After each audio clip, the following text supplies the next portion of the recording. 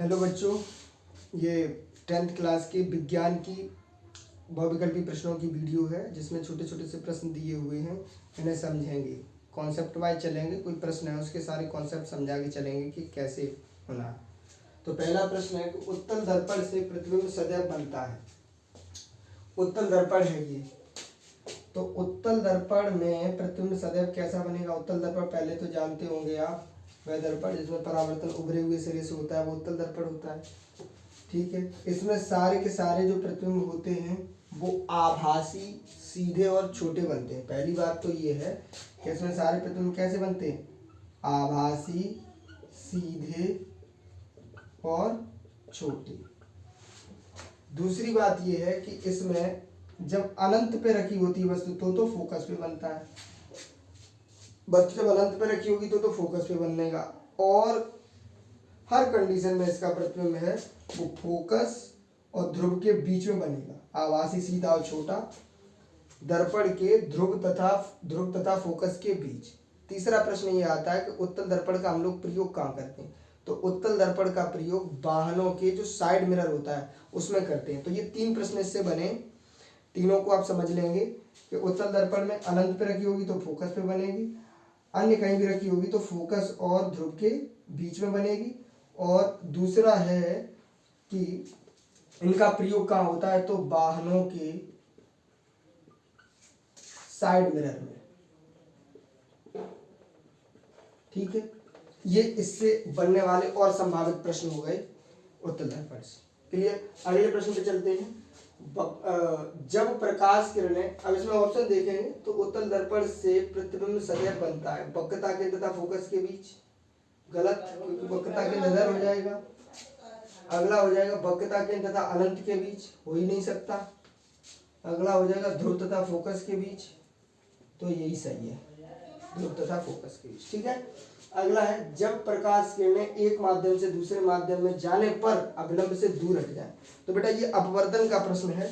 जैसे मैंने बताया कि एक माध्यम ये है, ये मान लो माध्यम है एक, और एक माध्यम ये नीचे है।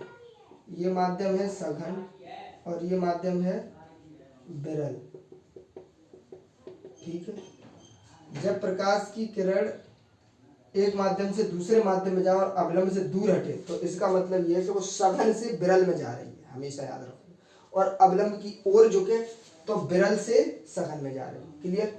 तो ये अभिलंब से दूर हट रही है तो कहां से जा रही है, सघन से विरल माध्यम में। ठीक है। दूसरा है ये कि अगर प्रकाश की किरण विरल से सघन में जाएगी तो बेटा क्या होगा, ये अभिलंब की ओर झुक जाएगी इस तरीके से। ठीक है। अब समझने वाली बात यह है कि विरल माध्यम हम किसे कहें, सघन माध्यम किसे कहें। ये प्रश्न समझने वाला है कि ऐसा माध्यम जिसमें माध्यम के कण पास पास होते हैं वो तो सघन होता है, और जिसमें माध्यम के कण दूर दूर होते हैं वो विरल होता है। अब ये अपेक्षाकृत चलेगा। अपेक्षाकृत मतलब जैसे पानी और हवा में पानी सघन है और हवा विरल है। जैसे पानी और कांच में कांच सघन है और पानी विरल है। ठीक है। तो आशा करता हूँ मैं आप समझ गए होंगे। ये अगला है कि जब श्वेत प्रकाश प्रिज्म से ये है, एक उत्तल लेंस की फोकस दूरी 15 सेंटीमीटर है, इससे 30 सेंटीमीटर दूरी पर स्थित वस्तु का प्रतिबिंब बनेगा। तो मैं इसको मिटा दूं।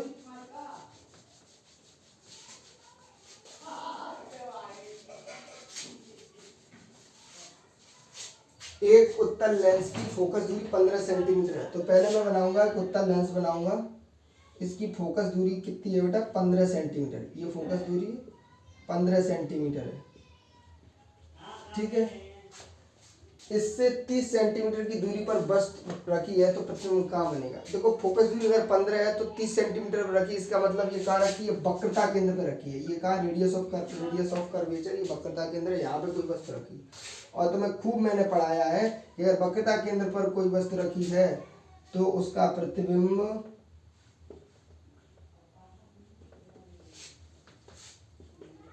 प्रतिबिंब वक्रता केंद्र पर ही बनेगा।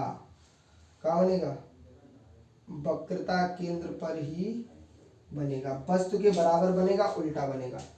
वस्तु के बराबर वक्रता केंद्र पर ही उल्टा बनेगा। तो इसका आंसर क्या हो जाएगा कि उसका प्रतिबिंब 30 सेंटीमीटर पर बनेगा दूसरी तरफ बनेगा, उल्टा बनेगा और वास्तविक बनेगा। ठीक है, तो इसके मैंने सारे प्रतिबिंब बनवाए हुए हैं और शायद मैंने वीडियो भी इस पर बनाया है और आप प्रैक्टिस कर लेंगे। एक बार मैं फिर से इसकी वीडियो बना दूंगा लेंस के और दर्पण के प्रतिबिंबों की, सारे प्रतिबिंब। ठीक है, जब श्वेत प्रकाश प्रिज्म से गुजरता है तो निर्गत प्रकाश में प्रिज्म के आधार से दूरस्थ रंग होता है।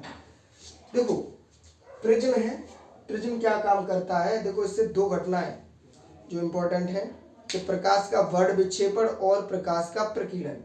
जब श्वेत प्रकाश की किरण प्रिज्म से गुजरती है तो वो 7 रंगों में टूट जाती है। इस घटना को प्रकाश का वर्ण विक्षेपण कहते हैं। इनका क्रम याद रखना बेटा बहुत जरूरी है। बैजानी हापी नाला मैंने बताया था, बैगनी, जामुनी, नीला, हरा, पीला, नारंगी और लाल। तो सबसे नीचे आधार का मतलब ये है बेस, सबसे नीचे वाला ऐसा, तो आधार पे रंग कौन सा है, बैगनी, और आधार से सबसे दूर कौन सा है, तो लाल। ठीक है, आधारी रंग पूछा जाए तो कौन सा है, बैगनी, और आधार से दूरस्थ रंग तो कौन सा होगा, लाल होगा। ये मैंने क्वेश्चन उठाए हैं अनसॉल्व से, ये 2025 का ऐसा 24 का 2024 का अनसॉल्व है, उससे उठाए हुए। तो ये भी हो गया तुम्हारा। एम्पियर सेकंड किसका मात्रक है, एम्पियर सेकंड तुमने पढ़ा है विद्युत धारा, आवेश प्रवाह की दर को क्या कहते हैं, विद्युत धारा। तो I बराबर Q बटे T, अब इसका कैंची में गुणा कर दो तो I इंटू टी बराबर Q, तो ये एम्पियर इंटू सेकेंड, इसका मात्रक क्या हो जाएगा, एम्पियर, विद्युत धारा का एम्पियर और समय का सेकंड, तो एम्पियर सेकंड किसका, और ये क्या है, Q क्या है, ये आवेश, तो एम्पियर सेकंड किसका मात्रक है, आवेश का मात्रक है। ठीक है, चुंबकीय क्षेत्र की तीव्रता का मात्रक होगा, तो चुंबकीय क्षेत्र की तीव्रता होती है बेटा F बराबर IVL, ये फॉर्मूला है। तो ये चुंबकीय क्षेत्र की तीव्रता है, I विद्युत धारा है और L चालक तार की लंबाई है। तो इसको करेंगे F बटे I इंटू L बराबर B, तो F की जगह हो जाएगा न्यूटन इन बटे एम्पियर इंटू मीटर, ये किसका हो जाएगा, चुंबकीय क्षेत्र की तीव्रता का। ठीक है, तो ये मैंने फिजिक्स के 6 क्वेश्चन हैं, ये करवा दिए हैं, इनको आप देखोगे समझोगे। ठीक है ना, फिर आगे कराता हूँ।